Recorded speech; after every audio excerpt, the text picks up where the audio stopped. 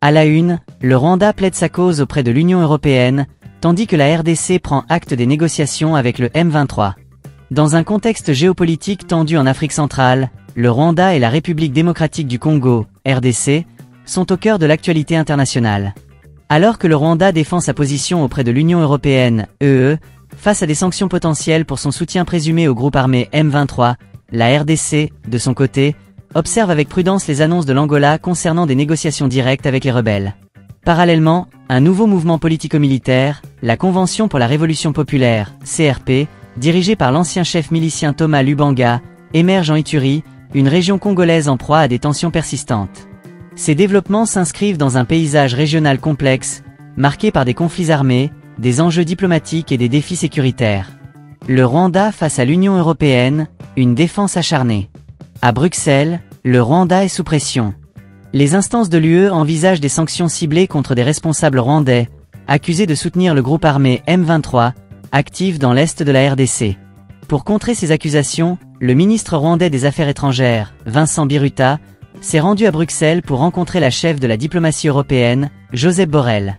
Lors de cette rencontre, Biruta a fermement nié toute implication du Rwanda dans le conflit en RDC, affirmant que son pays n'accepte pas de porter le fardeau des échecs de sécurité et de gouvernance de la RDC. Le Rwanda plaide pour une solution politique au conflit, soutenant l'idée d'une réunion ministérielle conjointe entre la Communauté d'Afrique de l'Est, CAE, et la Communauté de développement d'Afrique australe, SADC.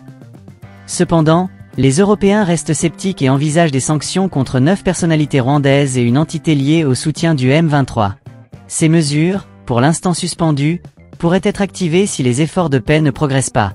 La RDC et les négociations avec le M23, une ligne rouge franchie ? Du côté de la RDC, les annonces de l'Angola ont suscité des réactions mitigées. Après une rencontre entre le président congolais Félix Tshisekedi et son homologue angolais Joao Lourenço, médiateur dans le conflit, la présidence angolaise a annoncé son intention de faciliter des négociations directes entre Kinshasa et le M23. Une proposition que la RDC a toujours refusée, préférant dialoguer directement avec le Rwanda, qu'elle accuse de soutenir les rebelles. La présidence congolaise a déclaré prendre acte de cette initiative, tout en restant prudente. Pour Kinshasa, toute négociation avec le M23 doit inclure le Rwanda, considéré comme le véritable instigateur du conflit. Cependant, la pression internationale et les défaites militaires successives des forces armées de la RDC, FARDC, pourraient contraindre Tshisekedi à revoir sa position. Thomas Lubanga et la Convention pour la Révolution populaire. Un nouveau défi pour la RDC. En Ituri, une nouvelle menace émerge avec la création de la Convention pour la Révolution populaire, CRP, un mouvement politico-militaire dirigé par l'ancien chef milicien Thomas Lubanga. Condamné par la Cour pénale internationale, CPI, pour crimes de guerre, notamment l'enrôlement d'enfants soldats, Lubanga a purgé sa peine et vit désormais en exil en Ouganda. Il accuse les autorités congolaises de négliger l'Ituri, une région riche en ressources mais en proie à l'insécurité.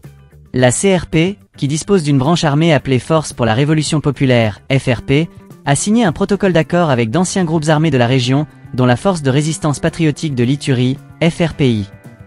Bien que le mouvement rejette tout lien avec le M23, des experts de l'ONU évoquent des connexions indirectes. Les FARDC affirment que les combattants de la CRP sont responsables d'attaques dans le territoire de Djugu, visant à progresser vers Chomia, une localité stratégique près de la frontière ougandaise. Visite du Premier ministre indien à Maurice, enjeu géopolitique dans l'océan Indien. Sur la scène internationale, la visite du Premier ministre indien Narendra Modi à l'île Maurice revêt une importance stratégique.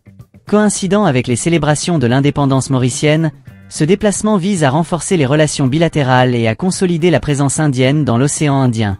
L'Inde, qui considère Maurice comme une mini-Inde, cherche à contrer l'influence croissante de la Chine dans la région.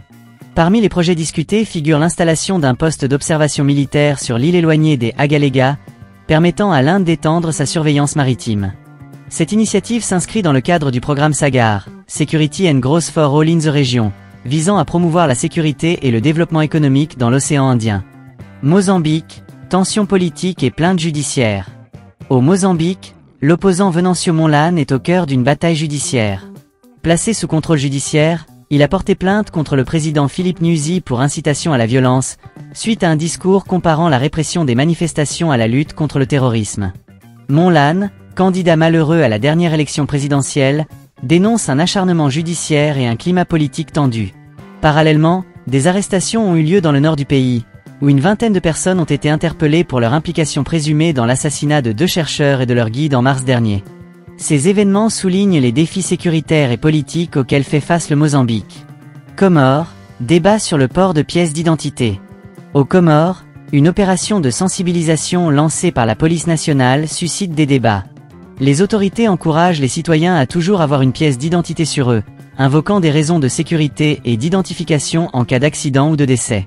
Cependant, cette initiative est critiquée par certains habitants, qui estiment qu'elle manque de communication et pourrait conduire à des abus.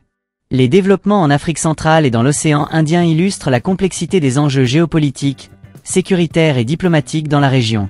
Alors que le Rwanda et la RDC cherchent à naviguer dans un contexte de tensions persistantes, l'émergence de nouveaux acteurs comme la CRP en Ituri et les initiatives stratégiques de l'Inde dans l'océan Indien redéfinissent les dynamiques régionales. Dans ce contexte, la recherche de solutions politiques et la coopération internationale restent plus que jamais essentielles pour assurer la stabilité et le développement de la région. À la une, les défis des pompiers de Bangui et les enjeux de la mine de ciment en Guinée. En ce mercredi 12 mars, l'actualité africaine est marquée par des reportages approfondis sur 2 sujets majeurs. Les conditions de travail difficiles des sapeurs-pompiers de Bangui, en République centrafricaine, RCA, et les retombées socio-économiques attendues de l'exploitation de la mine de ciment en Guinée. Parallèlement, les relations entre le Sénégal et la Mauritanie, ainsi que les performances sportives européennes, captent également l'attention.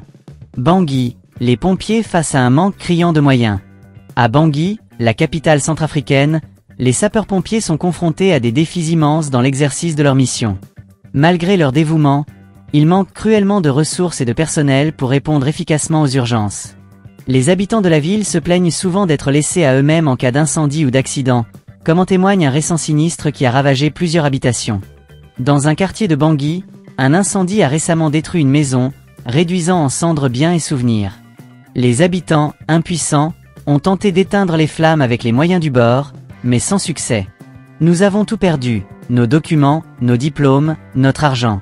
Ma fille a été brûlée et hospitalisée, raconte une victime, désemparée. Les pompiers, alertés, n'ont pas pu intervenir à temps en raison d'un manque de carburant et de véhicules en panne. Le directeur de la protection civile de Bangui, Thomas Dimassi, reconnaît les lacunes du système.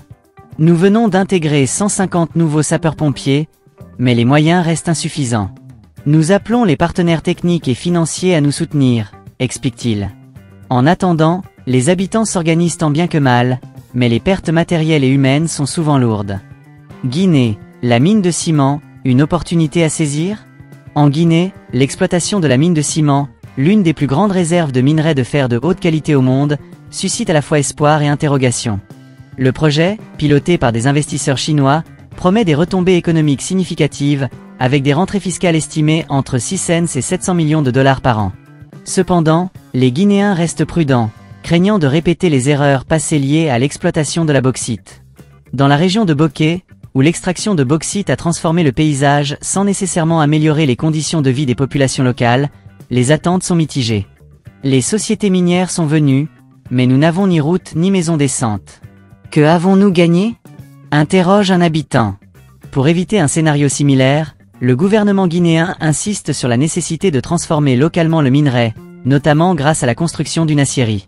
L'économiste Mohamed Camara souligne l'importance d'une gestion rigoureuse du projet.